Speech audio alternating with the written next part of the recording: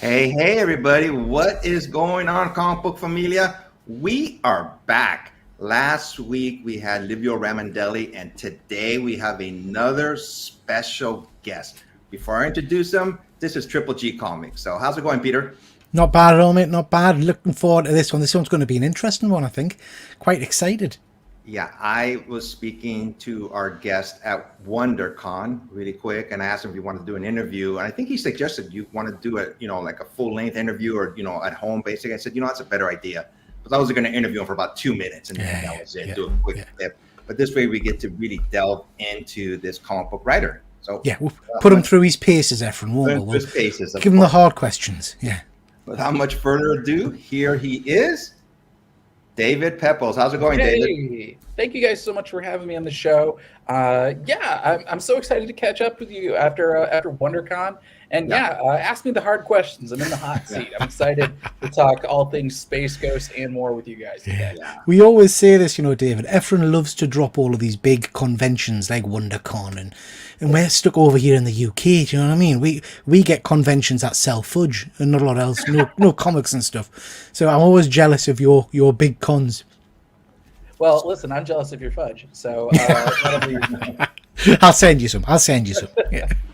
So before we went live on air, I was telling you, this is the second time I've interviewed David. He was one of my first interviews on my YouTube channel. And I was telling him I was so nervous. I wasn't sure, what to do. Even now, I still get nervous when I go on YouTube. You shouldn't be. We set the bar real low. You're all good. But no, I appreciate you taking the time to bring me back for a second appearance. Things have been busy. I think since last you and I talked. Yeah, you've had some big projects, haven't you? Yeah, it's been a busy couple of years in the best possible way. Zero complaints on my end. But I'm excited to talk about all of them. I'm working on some of the most fun projects in my career right now, and I couldn't be more excited for everybody to get to read them. Good stuff. Efren, just before we start, just quickly jumping in the comments, we've got Crouching and Slouching with C. Busy. Good morning, afternoon, evening, pal. Nice to see you. Thank you for joining. We've got Fuzzy Dunlop. Fuzzy's a big supporter of ours. Nice to see you, Fuzzy. Welcome, David. Love your work. Thank you. Interesting, David. We're going to probably chat a little bit later on. Me and Fuzzy are big Punisher fans. Okay. And I think it's fair to say we're nervous going into your new Punisher series because of all the big changes, Sure. But we'll let you know what we're thinking a bit. But yeah, cool. We've got James T. Nice to see you, James. Just been hell diving with James. Hope you're well, mate. And we've got another big supporter of ours, Dead Man. Read the synopsis for Space Ghost. Sounds fun. Absolutely, mate. And some of the cover artwork as well is just amazing for those books. So yeah, I'm excited about that one. But again, we'll touch on that, I'm sure, as we go on. Exactly. But before we go with the first question, I pulled up a little montage. I got this from your website, David. So just showing you some of the books that David has done throughout the years. Okay, just really quick. It's only about a minute long.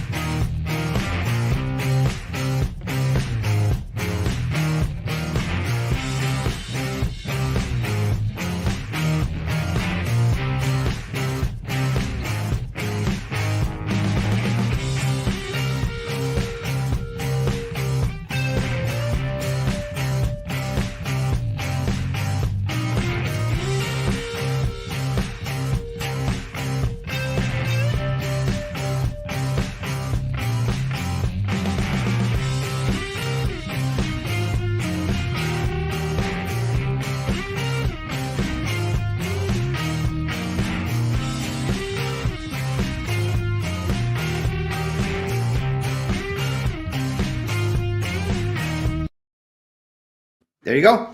Very Wow. cool. Very cool. Whoever wrote all that stuff is a real hack, but thank you for that wonderful introduction. That was really nice going down memory lane. Sorry for anybody who saw a little bit of text on that. My website got attacked by hackers, and we are in the process of running it. So there are little artifacts that on the website still. That's why I haven't updated it with Space Ghost yet. Yes, boy, lots of fun books. I've been so fortunate with all the projects that I've been able to tackle that there really hasn't been a lemon of the bunch. They've just been really fun in their own individual ways. And seeing them all up there like that, boy, I feel really lucky. Dead man saying here, you haven't done much then. No, You've taken it easy, haven't you? Yeah, exactly. I'm just basing myself here. The first time I interviewed you, David, it was just indie books that you had been writing. I mean, since then, you've crossed over to Marvel, so to speak, and we're going to get into some of those Marvel books, online. But are you ready for our questions? Let's do it. All right, first one up is, what led you to become a writer? Your origin story. Sure. Oh boy, my path to becoming a writer was about as unstraightforward as it gets. I don't really have like a linear career trajectory. It's more of a zigzag pattern. I grew up in the Midwest. I'm from St. Louis. I didn't have any creative role models, so to speak, and so it took me a really long time even to figure out that there are people that make their living in the comics industry, let alone as writers. And so my first job in the industry, I worked as an intern, an editorial intern over at DC Comics. I worked on books like Final Crisis and Batman R.I.P. and Green Lantern Secret Origins. And so for a while, I thought that was my path, that I'd work as an editor. Of course, I interned at DC during the Great Recession of 2008. And so there were no jobs to be had in the comics industry. And so I wound up falling back on something that I had studied a lot in college, which was journalism. And so I wound up working as a crime and state politics reporter for the Berkshire Eagle in Pittsfield, Massachusetts. I worked the night shift. And so while I was doing that, I was moonlighting at Newsarama. I was a reviewer and a blogger over there, and I wound up serving as the reviews editor for a long time. And for so long, I was sort of asking myself, what do I want? What do I want to do in this industry? And for a long time, like I said, I thought I wanted to be an editor. And I wound up taking a comics editing class at Comics Experience with Andy Schmidt, who was the editor on Annihilation back in the day. Andy's a wonderful guy, but I took that class and I realized that editing wasn't really my skill set. The editing that I've done for my own projects is often the hardest part of the entire thing, and trying to make a living at that would probably be a bad idea for me. It wasn't until I thought maybe I could try something creative. Maybe I could, I moved out to Los Angeles. I thought maybe I could get a career doing that. I had been working in publicity at CBS for a few years in New York. Everyone said you have to move to Los Angeles if you want to do anything creative. And that's sort of when I dipped my toe in the comics pond. I wrote my first book, Spencer&Locke, thinking, oh, well, if I wanted to work in an office job like development or creative programming, it would be really useful to show that I can break down story, not just as a reviewer, but also building a story from the ground up.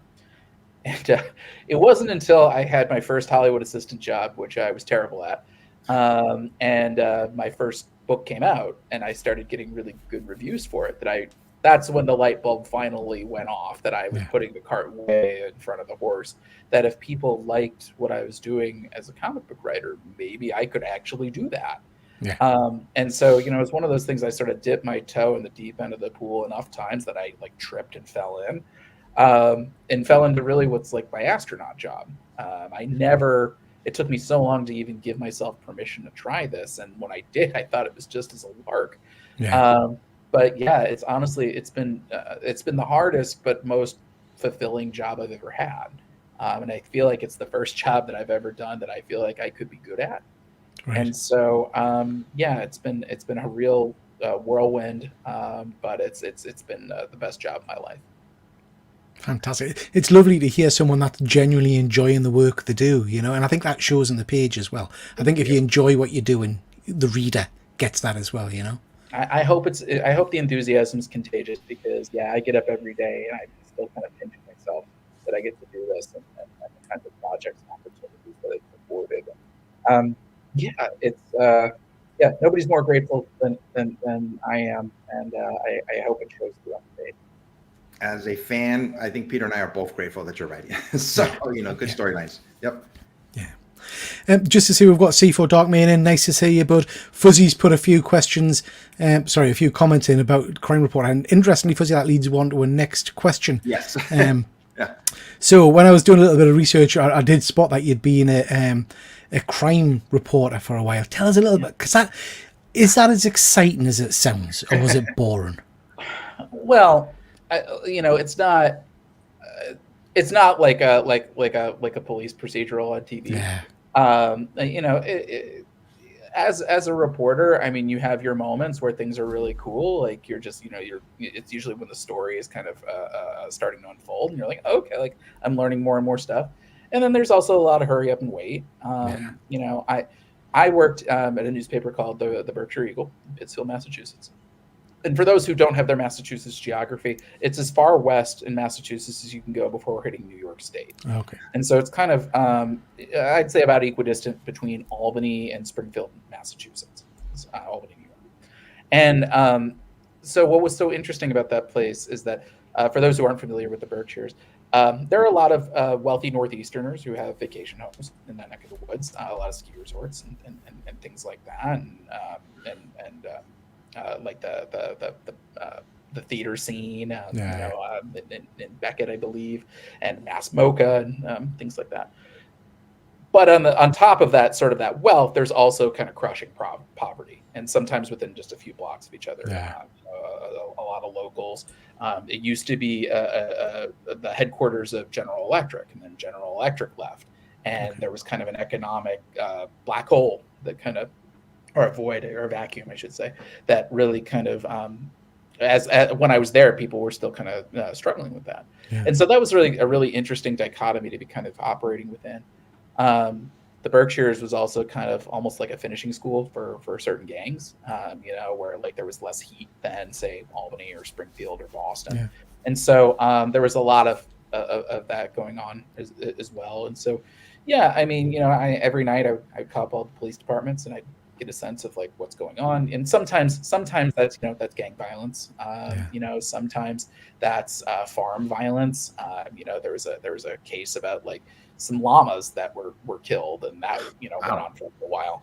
Yeah. And then of course, just like it's Western Massachusetts. So sometimes the weather, whether it's, car accidents or fires or blackouts or trees collapsing and things like that. And so, yeah, it really was kind of like a real grab bag. And on top of that, also, I worked the state politics beat.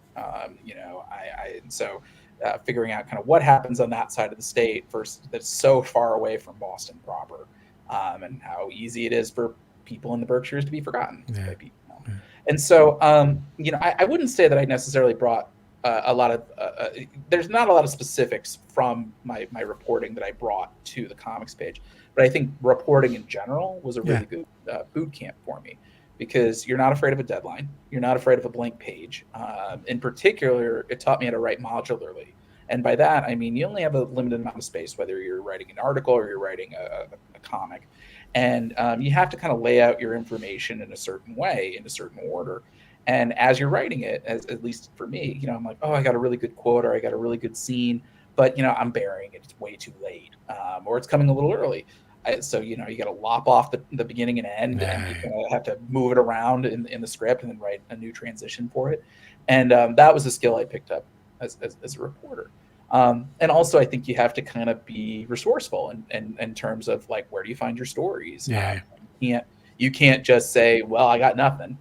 You have to look under every single rock, and you have to kind of be a little creative about how you think about these sorts of things. And that really kind of, brought things to the comic sphere for me, is that, I've had pitches, and in fact, many of the pitches I've done for licensed work are on characters that when I was emailed, I had nothing. I'd have no idea, because ultimately I'm usually surprised when an editor emails me about an XYZ character.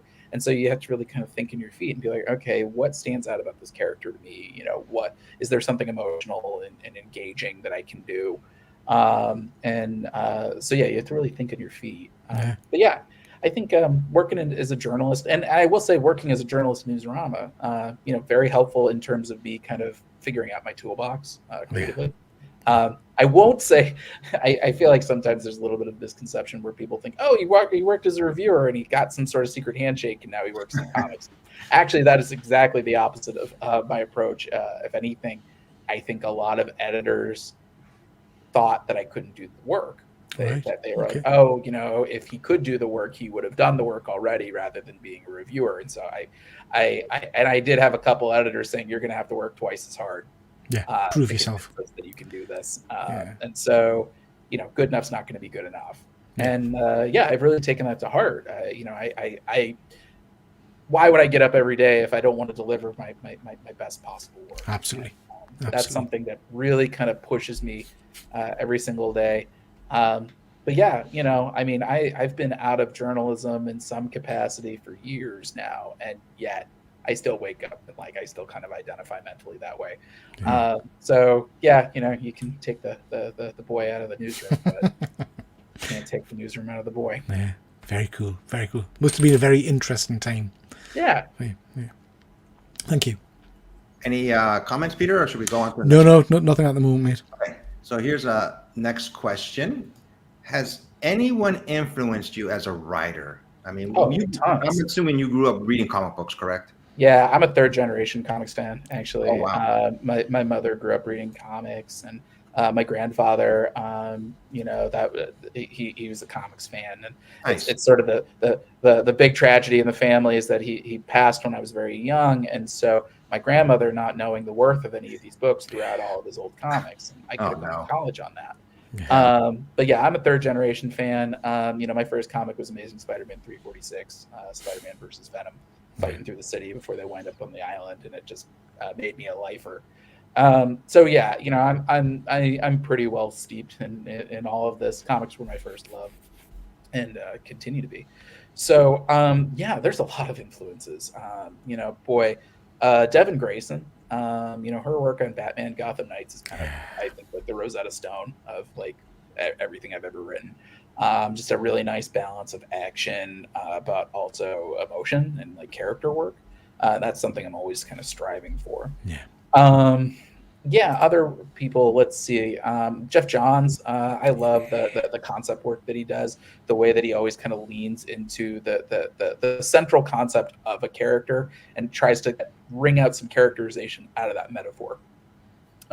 There's an issue of Justice Society of America #8, I want to say it is, Bells and Whistles, where it's Jesse Quick talking about how she went from being a speedster to becoming Liberty Bell, and she points to the Liberty Bell logo on her chest, and she says, just because something has a crack in it doesn't mean you throw it away.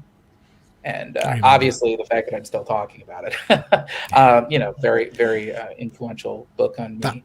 That run, but was just phenomenal. That JSC and his Flash work, I think, was just superb. It's fantastic, and it's Green Lantern. I got to work on the Secret Origin arc, but also a very, very tiny bit of Blackest Night. The guy. There's a lot. His Avengers Red Zone arc is insanely underrated, but really, really great stuff. So there's them. There's Rick Remender. I love the way that he paces things, and I love the specificity that he has, both for his choreography and the way that his characterization through dialogue. And that's something I'm always kind of striving to emulate better. I could think of so much more. For me, a lot of times influences come on a project-to-project basis. So things like, for example, I'm jumping ahead a little bit, but like Space Ghost, where I feel like I'm taking a lot from Jeff Loeb in Batman: A Long Halloween, in the way that we're structuring this, a lot of done in ones, where we're sort of it's almost like a villain of the month, each issue. But also even things like Ryan North's Fantastic Four. I've been looking at that with great interest, because that guy, he's like a virtuoso. Like, he's able to really wring out the maximum amount of real estate in 20 pages in a way that never feels overwritten. And boy, that is a skill that I wish I had. There's a whole lot of influences, but I should say Peter David. He wrote a book on writing comics that I recommend to everybody. I think it's a must read if you want to get into this business. other. Oh, you know what? Greg Pak. Greg Pak is another big influence. Personally, he was the one that I interviewed him when I was at Newsarama, and he gave me the piece of advice that was like the light bulb that went off. That Right. I wouldn't have a career without him, which is you are allowed to suck when you start, when you're teaching yourself how to write. And I had bought into the binary of, oh, you either have it or you don't. And no, I've come to learn that any sort of creative work, particularly writing comics, it's like learning how to build a chair. Yeah. You're not born with a God-given ability to make a chair. You learn. You see what chairs look like, and then you kind of play around and you make a lot of crappy chairs that you don't show to anybody. And then eventually you feel like you've made a chair that somebody can actually sit on without it breaking. And then you start actually making chairs in public. It was Greg who told me all that. Great advice. He's a good guy. And I've told him that to his face that I owe him my career. So yes. Very cool. Got a quick question from the chat. Deadman, in relation to Jeff Jones, are you reading these Geiger stories? Have you read? I need to read that. I haven't had a chance to Superb. catch up on it. I did just read his Rook Exodus #1 though, and I sent Jeff a message. I said it felt like the revival of a lost '80s cartoon in like the best possible way, and he was very nice about it. So great book. He and Jason Fabok are just like a real dream team, and it's nice to see them teaming up again. Yeah, Rook was great. Geiger's very, very good as well. Yeah. Very good. I'm excited to check it out. Yeah. All right, you ready, Peter, for your question? Yeah. Okay, so you've worked on TV and film, CBC, CBS, Netflix, all those kind of big hitters, really, including Universal Studios. Are you working on anything at the moment from any of those areas, or are you just focusing on the comics? Comics are my focus at the moment, and then anything that I do in multimedia at this point is probably just adapting my work. For multimedia and working on that. But I will say, like, since the pandemic hit, like that's taken even more of a backseat than it had before. I know we had like Spencer&Locke at a very big production house, and of course, the pandemic hit, and not only did that project not work out, but like every single executive who was involved in the project was no longer at the production house. But yeah, that must be crushing when that kind of thing happens. That must be.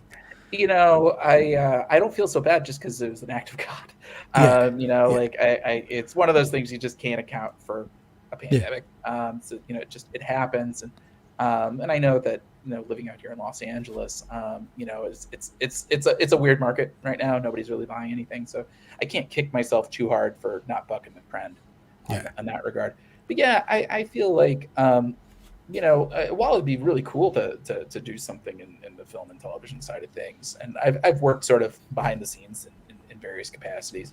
Comics are my first love. I love the immediacy of it all. I love that you can really kind of bring together like a garage band of creators and just like put out a book. You can self-publish it on Kickstarter, like my book, The OZ. You don't even have to wait for a publisher's permission anymore. That's very freeing, and that sort of allows me to, I think, maintain like a continuous pipeline of projects. Whereas, I from what I understand in Hollywood, it's very feast or famine, and a lot of people are having famine right now. Never say never, of course. But if there was one of the projects that you've worked on, or one of your creator-owned projects that you would love to see on the big screen, which one would that be? I mean, Spencer&Locke's my baby. I would love to see that. But honestly, anything getting made, I'd be happy to see it. I feel like the OZ is a really fun one, and I feel like that could kind of inhabit like a unique space, different from something like Silo or Fallout. But Scout's Honor as well. I would love to see that see the light of day. Devil the Wears My Face. Seeing the way that Alex Cormack drew that book, it feels very cinematic to me. So yeah, I listen. I'm not picky. Yeah. I mean, the thing is, my opinion about multimedia stuff, it's just the cherry on top. Getting to make the comic is the Yeah. reward, Yeah. and I don't make a comic thinking like, oh, what's the multimedia, viability of it all, because I think that's like a sucker's game. That's like trying to predict a trend, Yeah. and in a much bigger playing field than I have the capacity to wrap my head around. But yeah, it's been nice that there's been interest in some of my books, and the fact that like my very first book that we got picked up pretty quickly. But yeah, it's great if it happens, Yeah. but I never bank on it. For me, getting to make the comics is the reward. Absolutely.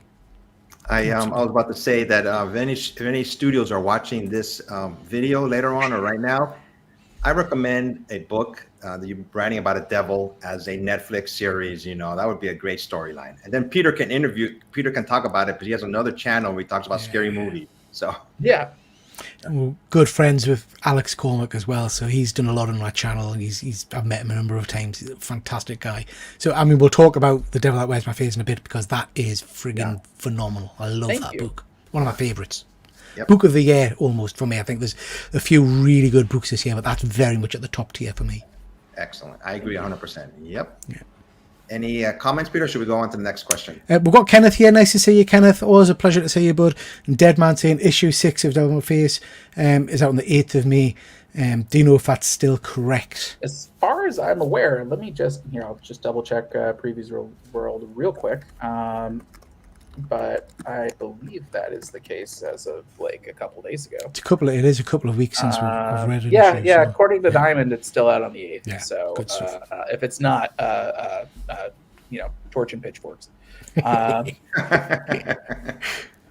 right, my next question, actually the next two, I'm going to combine them. I just realized they were kind of close to each other. Break down a typical day for David regarding when you write a book, and also how many books can you handle like on a monthly basis? You do one book at a time or do multiple ones? No, I mean, so it depends on how different the books are from one another. I'll do the questions in reverse. If the books feel really similar to one another, I can do 3 at a time, but I would rather do 2. The last summer I wrote Moon Knight, City of the Dead, Punisher, and The Devil That Wears My Face, kind of back to back to back to back. Not even back to back. I was sort of I was weaving between each book. Like I'd write a script for one, and then the script for another, and a script for another. And that was a challenging summer for me, just because like I feel like those were all they operated in a similar tone for me, sort of the dark street level kind of thing. And so that was kind of challenging for me. But like, a few months prior, I was doing Moon Knight, City of the Dead. I was doing Avengers Unlimited, which was sort of an adventure in space. I was doing Fantastic Four, and those all felt very different. And so I had no problem kind of like bouncing in between those. So it really kind of depends on am I kind of drawing from the same well, or am I able to draw from different wells?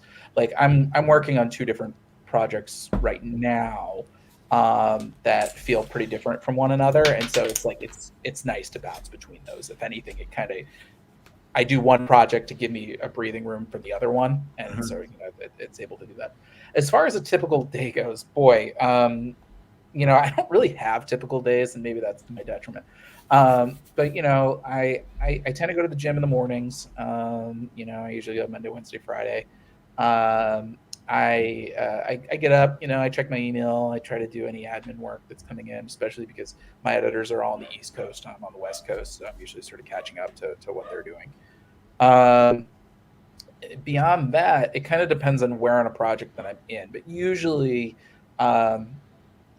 like starting around lunchtime is when I kind of like kick into gear. And then usually like I take a couple hours to just I'm warming up, stuff's usually moving a little slower.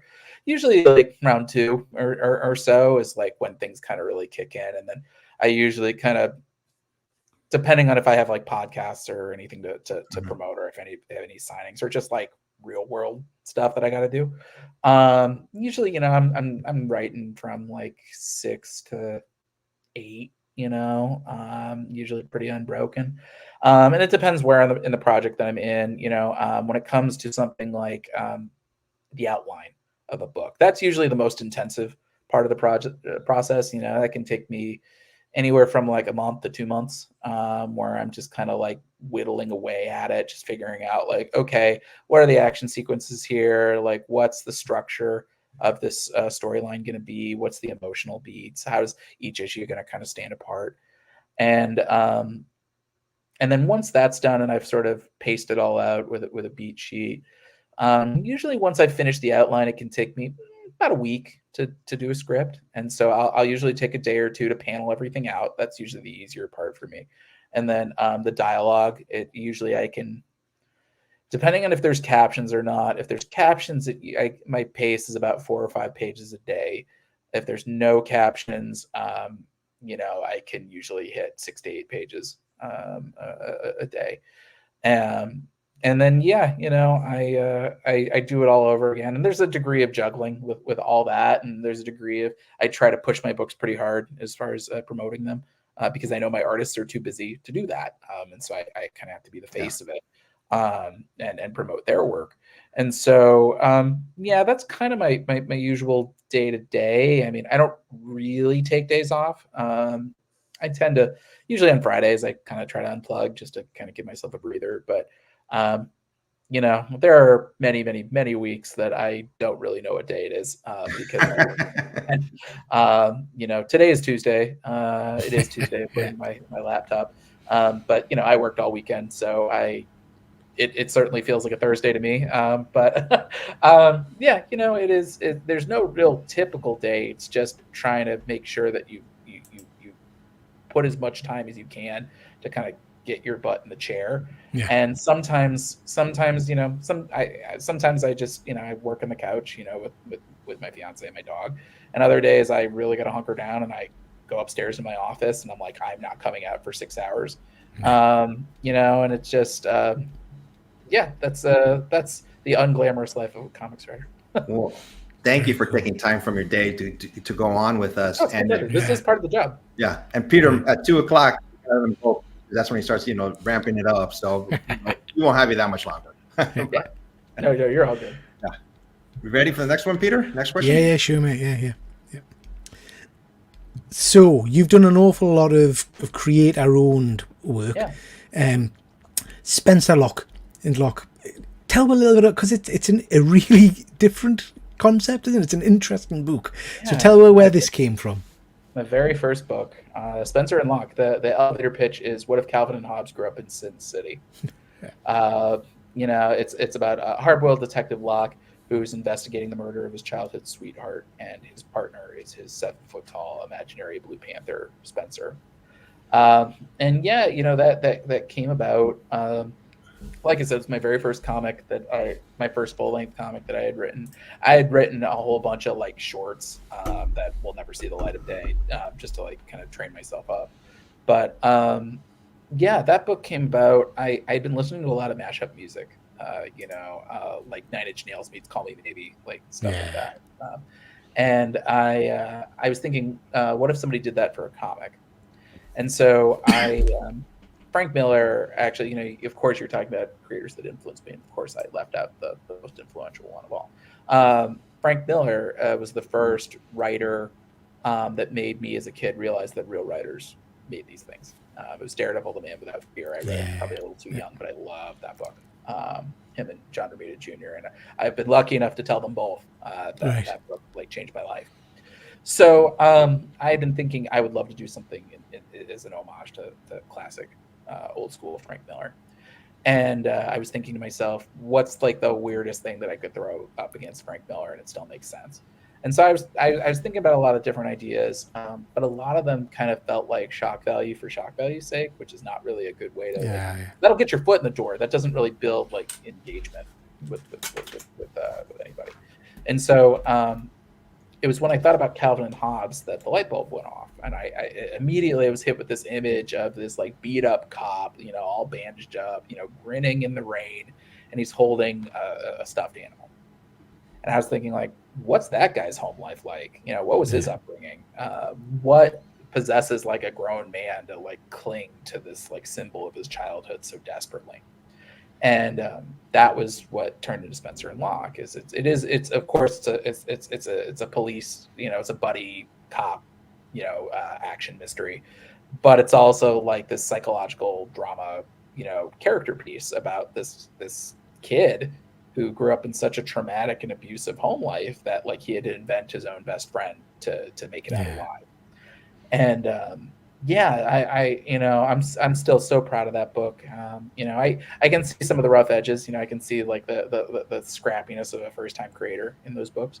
I would love, George Santiago Jr. and I, we would love to do a third volume of that book, and hopefully, once our delinquent former publisher finally lets go of the rights, we will do that. Hopefully, the Gears of Justice will be moving sooner versus later on that one. But yeah, I love that book. It's a little True Detective, it's a little Fight Club, it's 100% a love letter to Bill Watterson and Frank Miller. Still couldn't be prouder of it. That was the first book I read of yours, and while I was reading it, I mean, I think I sent you a message. Is the stuffed animal real? Because it was the way he portrayed the animal was portrayed, or the stuffed animal was portrayed in the book. I'm going, gosh, it was hard for me sometimes to really think. I go, is this really a live animal or not? I loved it, and I can't wait. I was about to ask you another question too. If there's going to be a third chapter, I hope so. Really we have plans for it. And unfortunately, it was just, the publisher of those books decided to stop paying people. We haven't been paid for that book in several years. There's a lot of money from a multimedia option that we haven't seen. And so, that is the reason why Action Lab's in court with dozens of creators right now, including us. And so, we hope to get the rights back to that sooner versus later. I feel like it's a clean-cut case. We haven't been paid in years for it. It's just the court system moves pretty slow, and but we are all very committed to getting those rights back. So when the rights do come back, have you got stuff already kind of penned out and planned so we can get something I've got some stuff planned. I haven't worked on any scripts yet, just because it didn't feel like a good use of my energy when the rights are all tangled up, and I do have other projects that are knocking on my door. But our goal for volume 3, we wanted to tie in Peanuts and Garfield to this kind of greater comics mythology. Our second volume of Spencer and Locke, we did Beetle Bailey as sort of our we did a version of Beetle Bailey as our big villain. And so yes, we do have plans. I really want to get that book made, in particular because I want to make sure that we dedicate it to our late colorist of the first 2 volumes of Luke Jason's death. I feel like we owe it to him to see that story grow. You have my email address. If every now and then you just want to throw me some information on Spencer and Locke, like what they're up to, I won't share with anybody. Well, I thank you. I appreciate that. Stay tuned. I mean, lots more fun stuff to come, but Spencer and Locke is near and dear to my heart, and it certainly feels like the big unfinished business of my career. Fuzzy's saying it sounds right up his street. He'll definitely liking the sound of it. He's very interested in that one. We've got the Upshot evening. Nice to see you, my friend. And we've got Marvel Epic Padawan. Nice to see you as well. All right, Peter, I'm going to let you ask the next question. So it was one of your specific questions. We kind of got out of order here. You ready? Yeah, sure, mate. Yeah. Ooh, yeah, Savage Avengers. Yeah. Love a bit of Avenger action. Savage Avengers was one of my favourites. I thought it was tremendous. Deathlock's a big fan of it. Anyway, if you could write an ongoing for any of those Savage Avengers, who would it be and why? Well, as a character that I think could sustain an ongoing by themselves, it'd be Deathlock. Yeah, 100%. It would be really fun to kind of do our especially our Miles Morales Deathlock. I love that character. I love being able to kind of tap into not just the greater Spider-Man mythos, but also I think Miles has taken on a real life of his own thanks to both the work of Brian Bendis, but also the Spider-Verse movies. I think it has really made Miles embrace the Spider-Man character in his own way. And so I would love I'd love to revisit that character. It was really a highlight of my career. and seeing the way that people responded, particularly to Savage Avengers #4, which was sort of I had pitched it as Miles Morales as Barry Allen at the end of Crisis on Infinite Earths. The way that people responded to that issue, and the way that people still share that sequence, it really it's a highlight of my career. And so yeah, I would gladly write Miles again. But honestly, I would have written 100 issues of Savage Avengers if the market could sustain it. I want to give a shout out to Marvel that they'd committed to 10 issues when we put that book together, and that they honored that commitment even with Conan, with us writing it out. But there was a third arc in the back pocket just in case. And unfortunately, the market couldn't sustain it. But I know my editors really like that idea, and I hope one day to be able to revisit that. Yeah, that would be great. I mean, for people who haven't read it, it's a phenomenal little run. So I would really recommend people pick it up. And you get it in trade paperback. Yeah, 2 trades. It's easy to get into. It's sort of our riff on the first arc is Conan versus the Terminator in the Hyperborean Age. And then the second arc is what if the Savage Avengers wound up basically in Judgment Day from the Terminator world with Ultron and Deathlocks. It's really fun. In Punisher 2099, so don't miss out. Yeah. Just a couple of comments. We've got Marvel Epic Padawan. Can't wait to get the Punisher, the Bullet that follows trade paperback that David's worked on. Thank you. We'll touch on Punisher in a bit. Amazing little series. Amazing series. And we've got the upshot. You've been releasing some great stuff recently with Punisher, The Devil That Wears My Face. Space Ghost issue #1 is also top notch. Good stuff. We'll be talking about Space Ghost, but I have an Avenger I'd like to see you work on. My favorite character, I always talk about it. I'd like to see your take on Daredevil. I think it'd be Daredevil. Boy, Daredevil would be really fun.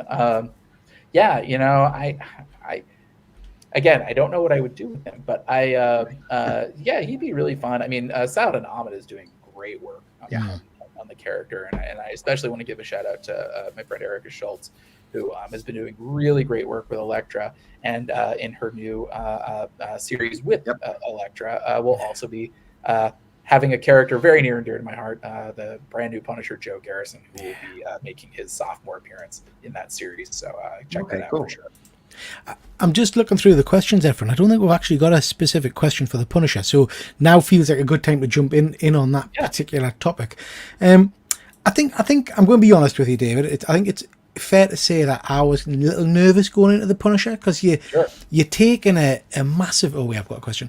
You're taking a massively popular character who's got a hell of a history behind them, and you kind of threw away the rule book a little bit and started from scratch. I have to say, went in nervous, read issue 1 and thought, oh, okay, I'll give this a go. This is interesting, and I'm hooked now. I'm loving it. So how did that come about? And how is it hard writing a legacy character like the Punisher? Yes, it's a different character, but you know what I mean.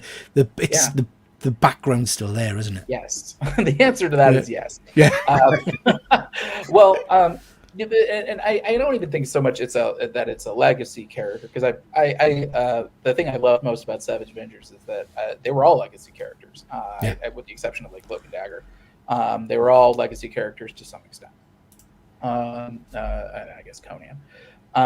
But it's funny. I think for me, the way that I wound up writing that Punisher miniseries, I had written Punisher 2099 in the pages of Savage Avengers, and my editor Tom Brevoort really liked the way that we handled it, because look, I read newspapers. The Punisher is a controversial character, both in the Marvel 616, but also like in the real world. There are a lot of bad actors who have kind of taken that logo and kind of twisted it in some not great things.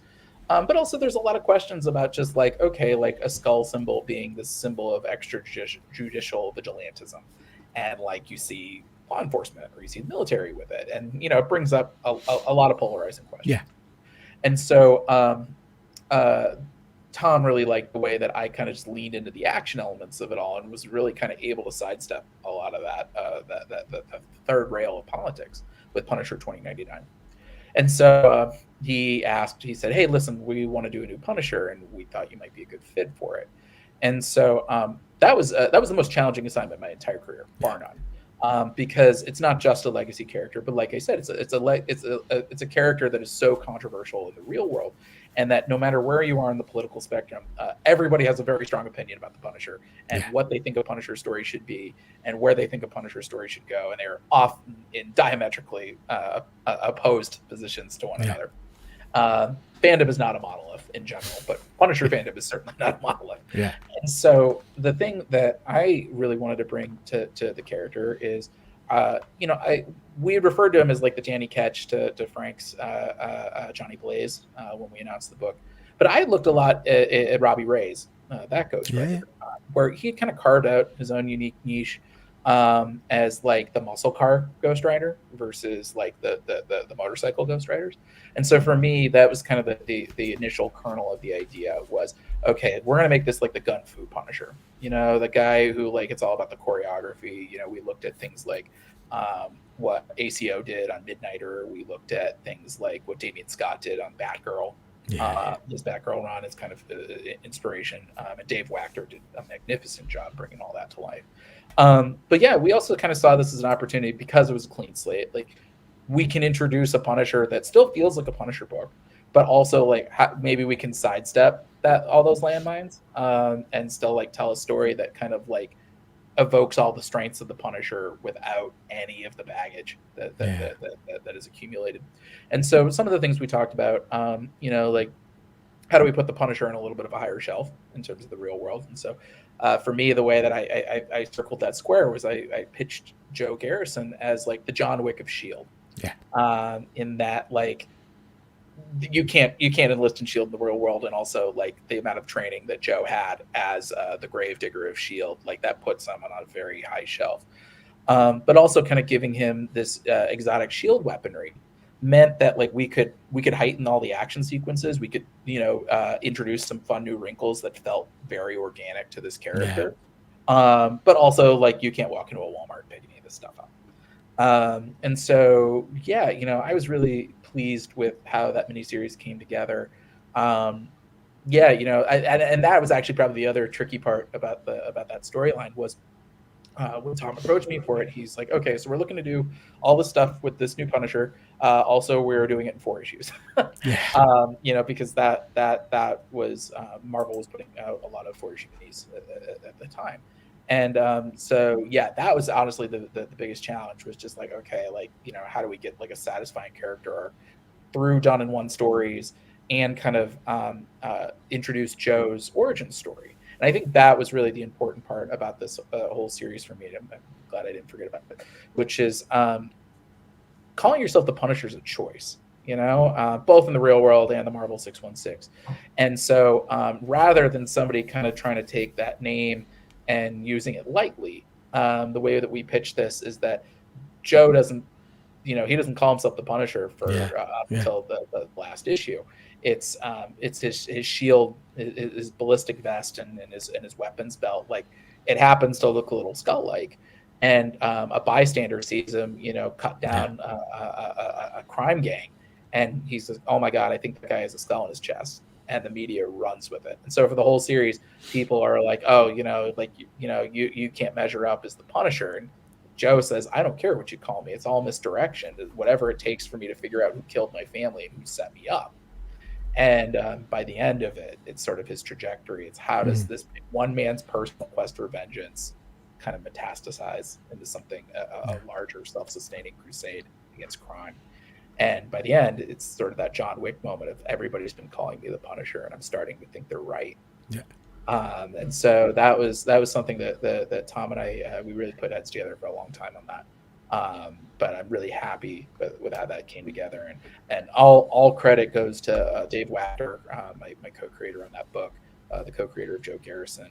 He did such a sensational job, not only with the design but just with the action choreography. I think that's some of the best work of his career. So if you want to see what Dave's up to, you should definitely check out Uncanny Valley over at the studios. Oh, I love that. It's terrific. It's amazing. That I can't remember if it's issue 2 or 3 where the super villains have been kind of tasked with taking him down, and he's trying to get to the mob boss in the high-rise. Yeah, that's an amazing, and it's lovely. I mean, in terms of writing, it's lovely to see some of these characters that I'm familiar with from Finesse, for example. Haven't seen Yeah. Finesse in something for years, you know, and then there she is. You think, well, yeah, that makes perfect sense, you know. So yeah, I loved it. She was Fuzzy's, she was sorry, fun. Fuzzy's asking a quick question here. Where did the name Joe Garrison come from? Is there any meaning behind the name? Boy, I am trying to remember. There are a lot of emails. I don't remember. It was probably me who came up with maybe. Honestly, it was just trying to. No, you know what? It may have been a combination because I know Tom really liked the name Joe. Yeah. So I'm not, I'll have to dig through my emails and write it up in my memoirs. But I know there were a lot of emails that kind of went back and forth on it. But I think what came down to it was like, similar to Frank Castle or Jake Gallows, you wanted to have like a name that like kind of like, sells the tone of the character. Yeah. Something that feels, very blue collar, very middle of the road, but also like that is not a guy that like you want to get into a fight with in a dark alley. So yeah, I think that's kind of where it came from. But I think, just to have like a name that kind of feels memorable, and kind of speaks to the tone of the character. But I don't think anything deeper than that. I think when a new character is introduced, a new legacy character, like there's going to be a new, completely different Punisher. The first thing that pops in my head is why. But then I'm glad that you did it. So just to let you know. So I love this character. Yeah. And I had another question I forgot. But anyways, Peter, any other questions? Or we move on to the next one? No, mate, move on. Just to say, dear, I really did enjoy this series. It's one of my favorites. I really appreciate that. It was such a fun book. And like I said, I'm really excited for Joe to be making another appearance in Erica Schultz's new Daredevil series coming out soon. Because, ultimately, that's the way that like a legacy character survives. I could have written 100 issues of Joe Garrison, but if it was just me, the moment I moved on, they'd be like, oh, well, that was just Pepose's thing. Like, who cares? The only way that a legacy character really is able to gain traction is if you pass them along to other creators. So it's really nice to, it feels like kind of sending my kid off to school for the first day. But Eric is a terrific writer, and I know Joe's in good hands. Now I remember a question I was going to ask you. It must be a great feeling when Tom from Marvel or somebody from Marvel comes to you saying, "Hey, will you write a book for us?" Without you having to. Yeah, well, first up, I mean, Tom Brevoort in particular, I can't say enough good things about that guy. He changed my life. I respect the hell out of him. He's the best editor I've ever had by a country mile. I invited the man to my wedding. That guy's the godfather as far as I'm concerned. I distinctly remember when he emailed me about Savage Avengers. It was I had just moved into my current apartment maybe a month prior, so I was still kind of getting the feel of everything. We're still unpacking everything, and I'd corresponded with Tom over the years with Spencer&Locke, and then especially with Scout's Honor, my book at Aftershock. But he emailed me saying possible Marvel project. And I had no idea what that meant, but I was just like, oh my gosh, a Marvel assignment. Like, is it an anthology story? Could it be a mini series? Like, a one shot? What could it possibly be? And I had to fill out some paperwork. Typically when you're working at a company like Marvel or DC, they have you fill out some paperwork that basically says, like, if we're working on a concept similar to this thing that you're about to pitch us, like, you can't sue us. Like, it's some, just kind of legalese. Yeah. So I sign it and I send it back. And then he's like, so we're looking to relaunch Savage Avengers, and we thought you might have some thoughts for it. And I swear I felt my soul like leave my body. I remember our puppy, Ruby, she could sense a change in the air before I said anything because she pounced on me as I'm like reading this email. Like, she was clearly very excited for me. He's a dog who can't read or sense colors. So Tom's the best editor I've ever had, ever worked with. And so I've told him, like, that maybe this may be too honest. It's one of those things that, like, a legacy Punisher was never on the bingo card for me. And I think if it had been any other editor asking, I don't think I would have done it. Just because like it is a high wire act. You know, you know, you really are kind of going in the line of fire because there are so many passionate fans out there who I totally understand. They don't want things to change. And that's sort of the push and pull of licensed comics, is that like you have to make things change in order to keep things fresh. But I knew that Tom would not let everything go off the guardrails. I knew that Tom wouldn't let the book out if it wasn't really ready for prime time. I knew that he would staff the project with quality creators. And so, yeah, he's a great guy. I can't say enough good things about him, and I continue to be grateful to be working with him. Good stuff. Good stuff. All right, let's go on to the next question. And this is the book that I mentioned to you when I seen you at WonderCon. Yeah. The Devil That Wears My Face is such a great story. How did you come up with the idea for that book? Yeah, boy, you know, that book, that came from a lot of conversations between me and Mad Cave Studios. Mark London and Chris Fernandez have been wonderful supporters of mine since my very first book, and it was shortly before we announced Savage Avengers that they came to me and said, "Hey, listen, like, you know, we're really trying to ramp up our creator-owned work, and we'd love to do something with you." And at the time, we hadn't announced Savage Avengers, and I think that might have actually been around the time that I found out that we were going to be writing out Conan. And so there was a couple week period where we weren't sure if we'd get Conan at all. And so I was sort of scrambling. I was like, I may have to rewrite this entire thing from scratch. I had already turned in 2 issues. And I had pitched 10. So I was like, this would be good to get a little bit of extra work under my belt. And yeah, as we were talking about it, you know, we all really kind of gravitated toward this idea for Devil That Wears My Face. I had wanted to write a body swap book for a very long time. Face Off is one of my favorite movies. Nick Cage. Oh yeah. Yeah, I mean, it's I know that movie, you know, of course it's got like, it's sort of got like the late 90s action cheese to it. But I love the way that it really is kind of an actor's showcase in a way.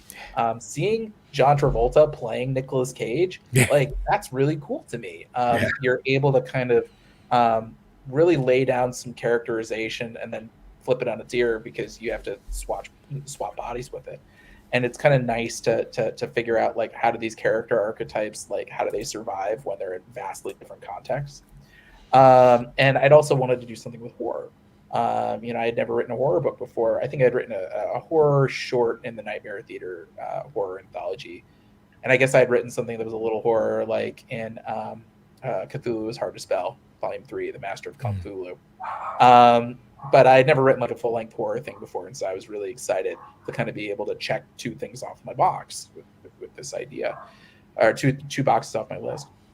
So yeah, I couldn't be more thrilled with how that book came together. Particularly the moment we got Alex Cormack involved. You know, there are certain things like when you're starting a book that you never know if the thing's going to work. When you're just a writer, you're like, I don't know, like, this dialogue may be all out of whack. This whole storyline might be out of whack. What happens if the story and the artist I'm working with, or me and the artist, what if we don't like play well together? Alex, more than any artist I've ever worked with, I knew the moment he signed on, I was like, this book's gonna be great. You know, like, because ultimately, like, it doesn't even matter what I write. His art is unimpeachably excellent. And Alex is one of the most talented, most gracious collaborators I've ever worked with. I've loved working with Mad Cave.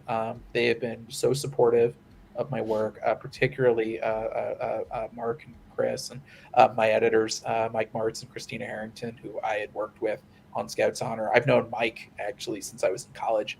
He was one of my intern supervisors at DC. So yeah, Face Off meets The Exorcist. That's really the log line for this book.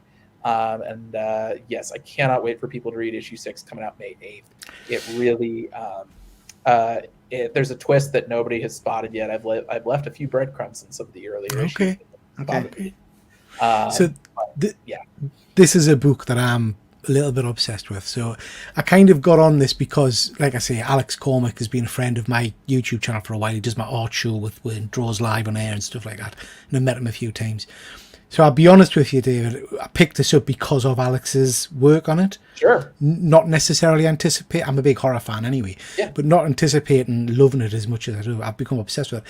Efren's not a horror man, but I managed to get him to read it as well, and he's loving it. So movies scare the bejesus out of me. yeah. So. It's just such a brilliant story. And I know you said earlier on that, you know, the any kind of media, multimedia is the cherry on the cake. This feels like it should be a movie or a series, or do you know what I mean? It's epic like that. It's getting a lot of love in the comments as well. Von Hoot, I know, is a massive fan of this series. Where's His Face is wonderful. Fully hooked me straight away. Dead Man, I don't think he's going to answer this, but I know you probably won't say, but will 6 end, or is there going to be a sequel? You know, I mean, I guess never say never, but I mean, I did write this as like a distinct beginning, middle, and end. But if we come up with another story angle that like feels like it fits, and if Alex is on board,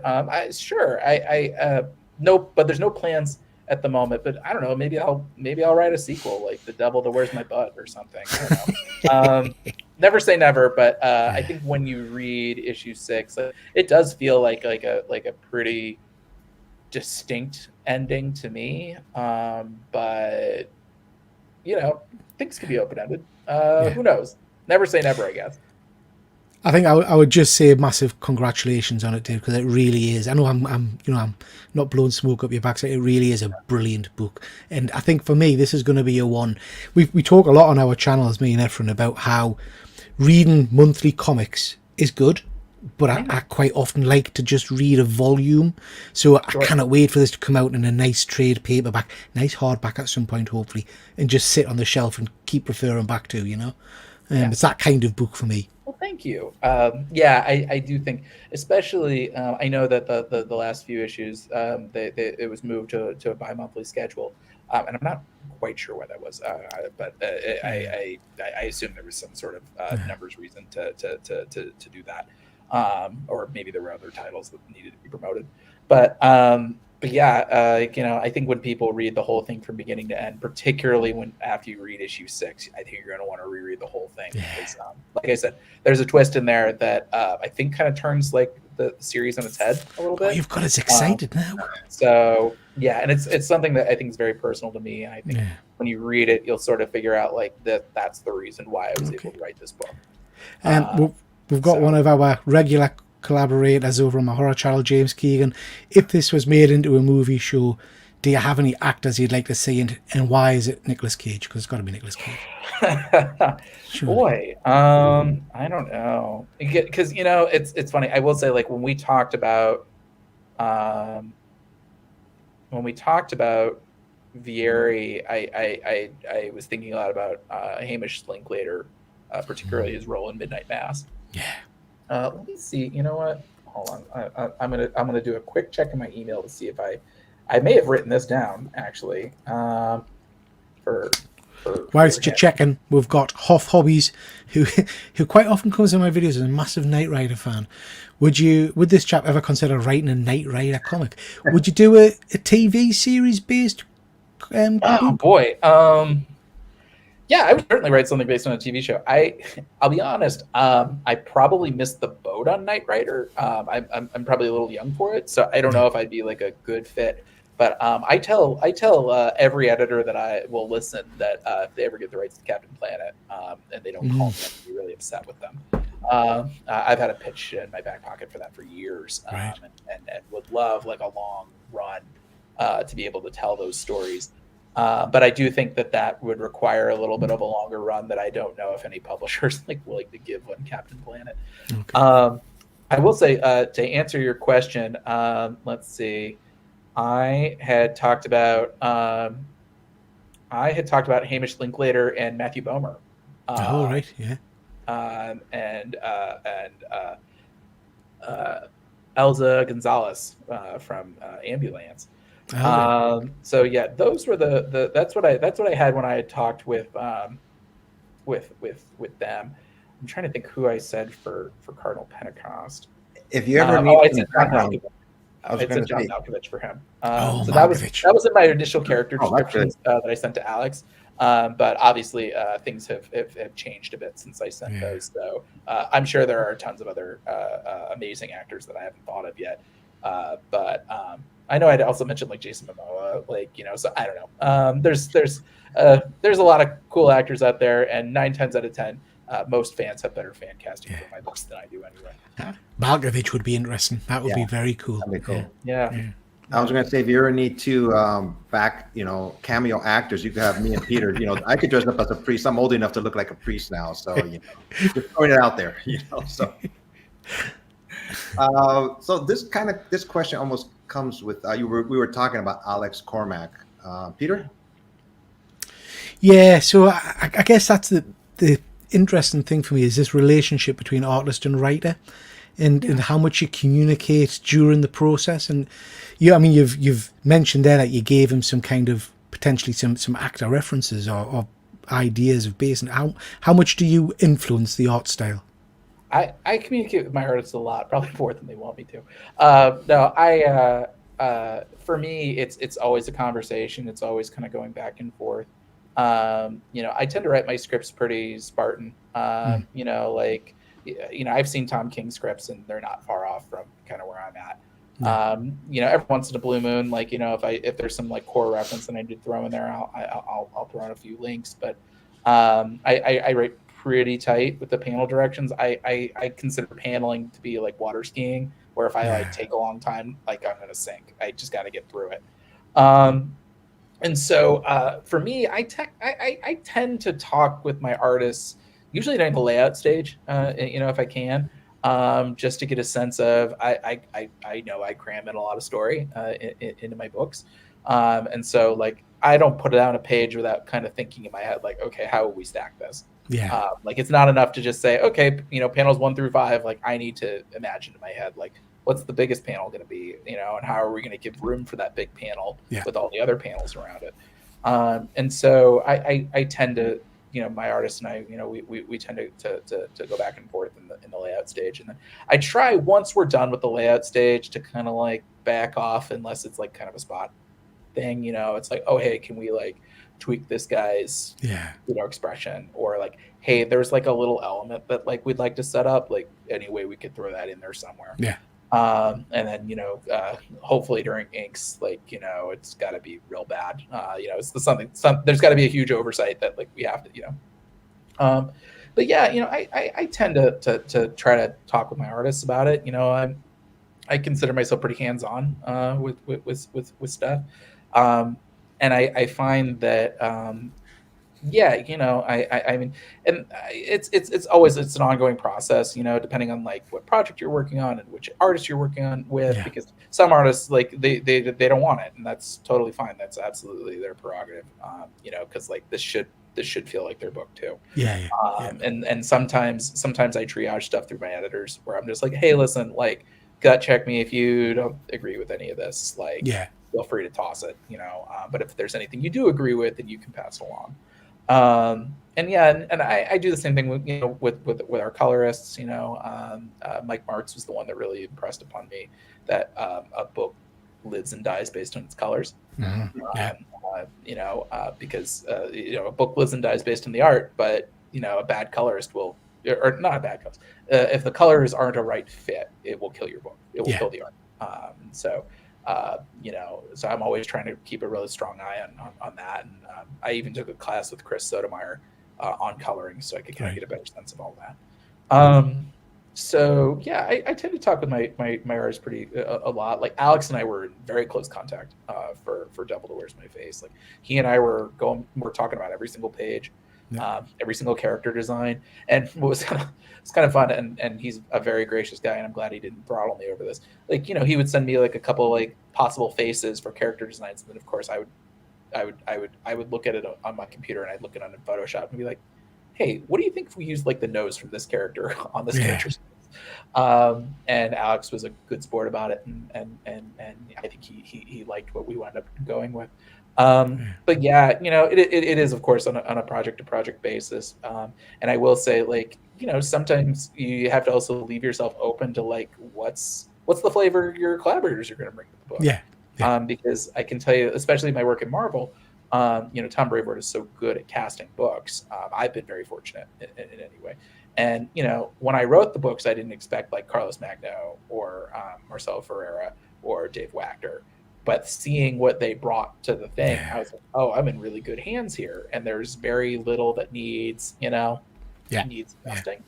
So, it's a really, it's fun working with artists, and I hope they have fun working with me. Yeah, sounds like a very collaborative process. It's Very like, much so. yeah.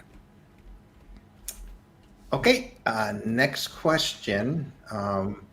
How is it starting a book from scratch, your own creation, compared to a book or character that has a long history? I mean, the devil, the words my face, or jumping into a Marvel book, Yeah. Let's see. Like, that's a good question. Well, I think it depends. It depends if it's a pre-existing character. It just depends on how well I know them. For example, like something like Moon Knight. Like, I feel like I know that character pretty well, and so like that was a lot of fun. Like, I was able to kind of hit the ground running of just like what stands out to me about that character. So like for me, I rewatched the movie Man on Fire, and I was like, oh, that's Mark Spector. Yeah. That guy's Mark Spector right there. And so that became like a sort of my guiding principle, is that like he's a guy who did some real bad stuff, and as a mercenary, he died doing the right thing, and that's why he has a second chance. But he still feels really, really bad, and he's trying to kind of make up for all the crappy things he did in his former life. Whereas if it's a character I don't know as well, it's a slower start, and can be a little trickier, because then you have to do your homework before you can really kind of figure out the character. And oftentimes, if it's a long running character, I mean, you don't have the opportunity to read every single appearance that that they've been in. So you have to really kind of you have to speed read as much as you can and kind of absorb as much as you can as fast as you can, while trying to figure out like what makes sense about this character to you. So that can be its own challenge. Working in your own characters, I mean, on the one hand, like you don't have to, there's no continuity you have to work with. So for that, you are kind of you're figuring out like, what are the types of characters that I'm interested in writing? Are there certain archetypes that are on my to-do list creatively that I haven't played with yet? So it often is kind of trying to mix and match until something clicks. I will say, I think the big difference that maybe a lot of people don't consider, it's really about timing. Ultimately, if I'm working on a creator-owned piece, chances are I have a long time to develop that, because I'm not going to send it out until it feels right. Whereas if you're working on licensed IP, you're on a deadline. Usually, the moment that an editor reaches out to you, you're on a clock. They're on a clock, and so you don't have as much time to kind of like waffle on stuff. Yeah. And so that I think might be the biggest thing, is that you really you have to be as deliberate as you can be, but also like you can't dawdle. You got to move. And so that's a lot of it as well, is just kind of figuring out like what's the best idea that you can come up with for this character in the moment. And then you got to really train yourself not to look backwards. Lord knows I certainly did that during my Punisher run. Even as the book was coming out, I was like, I wonder if there was another way I should have done this. Like, and you just have to like let it go. And you have to just kind of trust that like your editors won't let anything go out if it's completely half baked. Yeah. And also just like remembering that like, if you put it together a concept, chances are there is some form of internal logic to it. And that like, if you just kind of trust the process and go with it, like it often winds up being a much better thing. Just a supplementary question, maybe naive question from us. Yeah. If you were given a character, say Daredevil, that everyone mentioned before, by Marvel, obviously there's like, 40, 50 years of backstory there? Are you given like a Bible or a because I would imagine there are people who've read that for 30, 40 years who are living and breathing the background and the history. Well, so this is going to be a weird answer that I don't know the answer, because I've never asked. and that's why like I don't. I think the most that I have done. There's a project I'm working on right now, actually, with the Big Two, that that character had a recent series that I hadn't had a chance to like. There were some questions in that series that I wasn't sure if that run had addressed. So I was like, hey, listen, like, would you mind sending me this guy's run on it, just to like so I can kind of skim it and see if it covered any of the questions that I had, and it did not. So I feel like. From what I understand, especially in recent years where so much work, is digitized and, they have PDFs of everything they've sent out to press. Anything recent, it's pretty easy to get your hands on. You can say, listen, can you give me, a copy of, Justice League tapes or something, and can you send that to me? And that can usually get done pretty quick. I will say one of my jobs when I was an intern, though, was what was called finding reference, and that's more of an artist thing than a writer thing. But I would scan through all the old comics where they'd say, "Oh, listen, we're doing a flashback of Amazing Spider-Man 346. We're doing can you scan this page and send it to the artist so they know what they're drawing?" Okay. Or we don't know what the back of Night Watch's costume looks like. I need you to find that for the artist. So doing that. I don't know if that's done or not in today's thing. My artists probably have asked for that sort of stuff, and I just don't know. But also with like Google Images, it's a lot easier to do a lot of this stuff now. So yes, there's been no Bible that I've asked for or received. But I will say, actually, to answer your question, when I worked on something like Judgment Day, when I worked on the Fantastic Four two-parter, like I got like a short little kind of, it was like a 1 or 2 page kind of synopsis of like, here's sort of the plans for Judgment Day. They didn't really go through all the plot points, and I understand why. Like they need to keep that stuff under wraps. They don't want anything leaking, even inadvertently. But they sort of gave me like a little bit of a rundown of like sort of what the series was, what the mini series was about, and so I was able to extrapolate from that how we did our Fantastic Four two-parter. And I guess that's the role of the editor, is it, to come back to you and say, hang on, you're saying something that contradicts a previous issue in another run or something like that. Yeah, absolutely. Like I always say the editors know where all the bodies are buried, both in terms of a continuity standpoint, but also what's the company working on in the future that you would have no idea what's going on, or are there any characters that particularly villains that you want to use that somebody else is already using. So like that's, your editors are sort of helping you navigate that flow of traffic, because there's no way that you could possibly know all this stuff. And like I said, you shouldn't know all this stuff. Like it's better to kind of keep things a little more siloed, just so things don't leak. So I completely understand why it works that way, even if it does feel a little counterintuitive on the outside. Absolutely. You muted, Efren. Peter, if you can read the next 2 questions, they go hand in hand. I just realized it. Okay. I'm just conscious of David's time. We're keeping him a long time, David. Are you all right for time? I'm having a ton of fun. I'm not. No, I am all good. Good stuff. You're not bothering me whatsoever. Good stuff. We're almost at the end, though. Okay. So you ready, Peter? Yeah, sure, bud. Yeah. Okay, yeah, so we talked briefly about conventions earlier on. Do you attend many over in the States? Are you a big convention goer? Yeah, since COVID, I have attended fewer. My fiance has some health issues that stemmed from COVID, so I have to be a little more careful about all of that. But I tend to do. I live in Los Angeles, so of course I tend to do LA Comic Con, San Diego Comic Con, WonderCon. I usually do C2E2. I was unfortunately unable to attend this year just because I had some deadlines that I'm working on right now. New York Comic Con, I do that every year. Those are usually the shows that I tend to do on an annual basis. Just with my workload growing, it's a little harder to leave the house. I'm also getting married this year, so it's like planning all Congratulations. that. Thank you. That has been almost like the bandwidth of an entire comics project on its own. And so, Yeah, I would love to do more shows. And any cons that want me there and want to fly me out, you can reach out to Comic Sketch Art.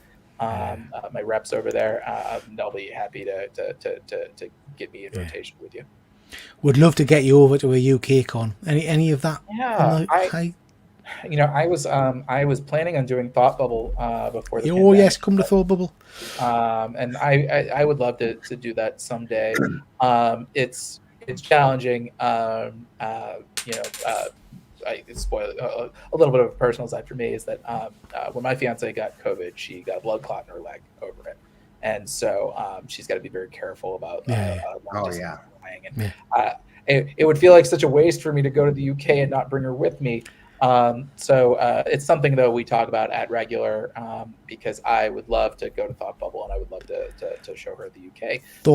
We are trying to figure out a way to make all that work. It won't happen this year. And as we're thinking about kids, I don't know when we'll be able to make it work, but I would love to do that. Yeah, Thought Bubble is a bucket list show, and it is a big regret of my career that I've yet to be able to make it. Thought Bubble is a tremendous con. We go every year, and that's where we're quite often bumping into Alex. But we've got Efren coming over this year, so Efren's making the journey. So that's going to be fantastic. Yeah, too bad we can't make it. We would do a quick interview.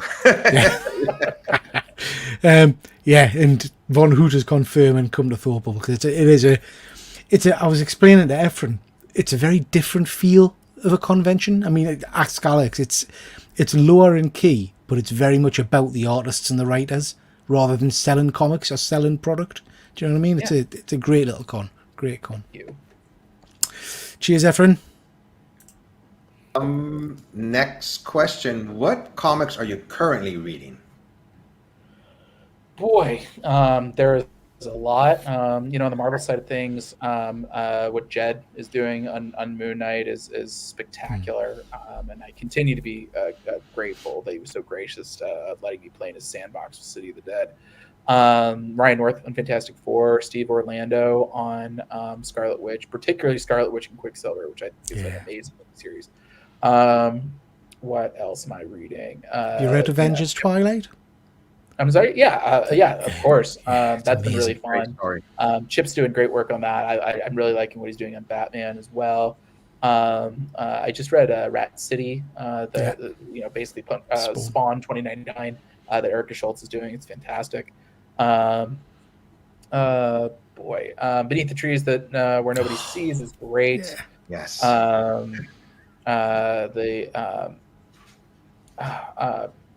The Enfield gang massacre that my buddy Chris Condon is working on. Really talented guy. Every time somebody asks me this, I always kick myself because after the interview, I think of like a whole bunch of others. Like I said, Soudan doing a great job on Daredevil. Of course, I'm waiting with bated breath to see how Krakoa wraps up. I love Krakoa, and I think it's that whole run is a staggering achievement by all involved. That kept me going during the pandemic in a lot of ways. I know. Oh, Flash! I think Cy Spurrier is doing a great job. Hassan, the letter on that book is honestly deserves an Eisner for what he's doing on that book with the lettering. There's a lot more. I'm really excited to read Feral. I haven't had a chance to read it yet, but Tony Fleet's Feral, I've read issue 1 and 2. It's good. It's good. Kill Your Darlings was amazing as well. I just read Skeeters over at Mad Cave. I love it.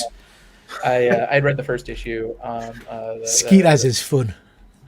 I remember when they were telling me about that concept when they developed it before they had gotten into Mad Cave. And I just read it last night, and I thought it was a really sensational miniseries. So there's a lot of great comics out there, and anybody who tells you otherwise is either lying or they haven't dug deep enough. Absolutely. I think we're in a great. I mean, Efren will tell you we've both been reading comics for a long, long time, and it's easy to become a little bit jaded and say, "Oh, it's the big two aren't putting out good books and so on." But actually, there's great stuff out there at the moment if you look for it. There's a lot of great stuff at the big two. I think there's a lot of great stuff outside of the big two. We're in a golden age. There's so much good stuff that you can't go wrong with any of it.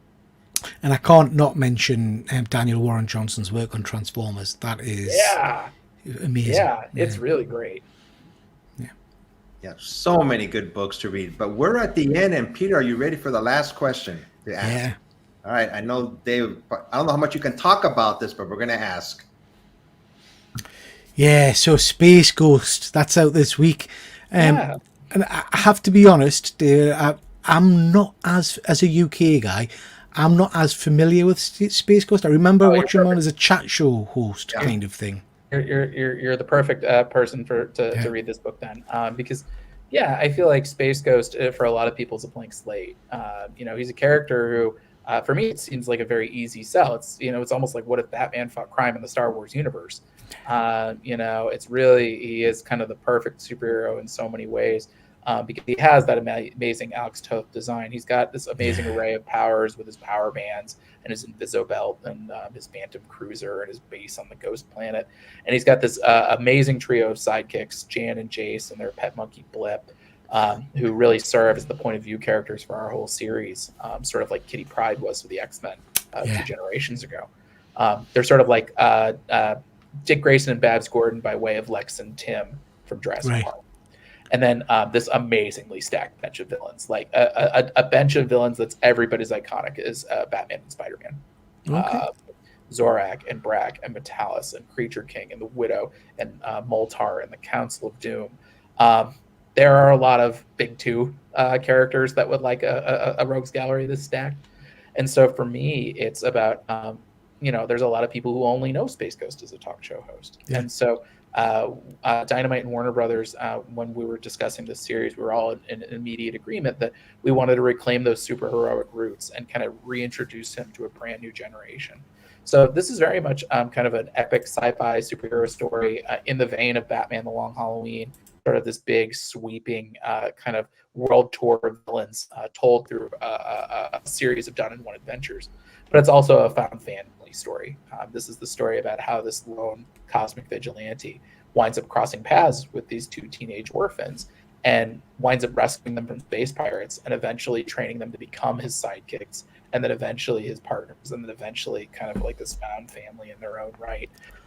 So it really is kind of a story of how Space Ghost has to kind of reckon with his own humanity that he's pushed down for so long. So I think it's a special book for me, and I think it strikes me as the exact sort of thing that readers say they want in superhero stories. They want something that isn't bogged down by continuity. They want something that's easy to jump into. They want something that is done in one, that are self-contained, that every issue feels like a satisfying chunk. And they want like kind of new superhero universes to explore. And we're doing all of that in this book. And I think I think it's easy to overlook that it's kind of it's a little revolutionary to have a character that came out in 1966, was very much in the vein of Adam West Batman, and then was reinvented in the 90s in sort of the MTV irony era, as this comedy figure in Space Ghost Coast to Coast. I think it's very easy to overlook how revolutionary it is to bring him back to those roots, but to tell that story through the lens of 2024 and using modern storytelling techniques and showing this kind of overarching character arc for Space Ghost and his sidekicks. How Space Ghost goes from being kind of, a begrudging protector to being like a really good dad. This is very much a story of like Space Ghost is the ultimate single father, and how he is in a little over his head, dealing with these very precocious kids, but how they all kind of come together and grow and learn and heal from one another as they bring justice to the galaxy. So I'm excited to get into it because, like I say, I don't know anything about the character, and it's nice to discover someone new or some new fan, So I can't wait for this. Can't wait for it. Is this going to be a limited series or is it going to be an ongoing series? It's about as ongoing as one gets in the current market. Sure. When they approached me for this book, we talked about it. They said, do you have a year's worth in you? Okay. And so my initial pitch was 12 issues in an annual, but there is room to slot in more stories if there's demand. But also, I think it's kind of nice to have to know where you're going with a book like this, because we do have a distinct beginning, middle, and end.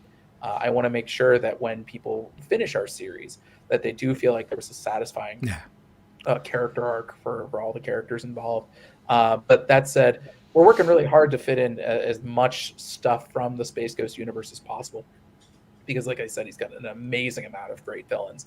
But there were a couple of villains that I was like, I love them. There's a cool story to be told. I don't have room to fit them in this current trajectory, but they're too good to just burn as cameos. And so I do have a handful of deeper cuts in my back pocket if Warner Brothers and Dynamite says we want some more stories told. I'm really digging the cover episode, issue number 2 in the middle. I think you just posted about it on Twitter. Who's the Jay Lee did a great job. Yeah. Cool looking cover there. But I'm sure I can't wait to read this book. Tomorrow's Wednesday, so yeah. Stop by your local comic shop. Make sure you pick up your copy of Space Ghost. Yeah, and tell them and ask them to add the rest of the series to your pull list. You won't regret it. Cannot wait for this. James Keegan, who's a big Hanna-Barbera fan, is saying, are there any other characters you'd like to do with this? Cough, cough, Scooby-Doo. Well, I am always bummed out that I never got to write Scooby Apocalypse. I'm very jealous of that. Great series. Afterlife with Archie is probably the reason why I wound up taking the leap to becoming a comics writer. So I doing something like that would be really fun. I have a take on the Jetsons that would be kind of fun. I don't know if it would be commercial or if anybody would read it, but I do like that.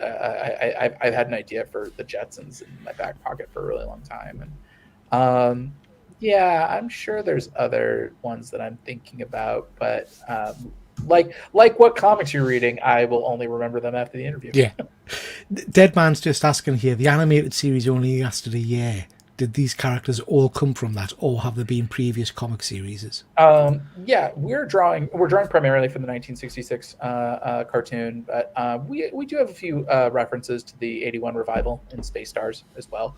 And we might see a few characters from that as well.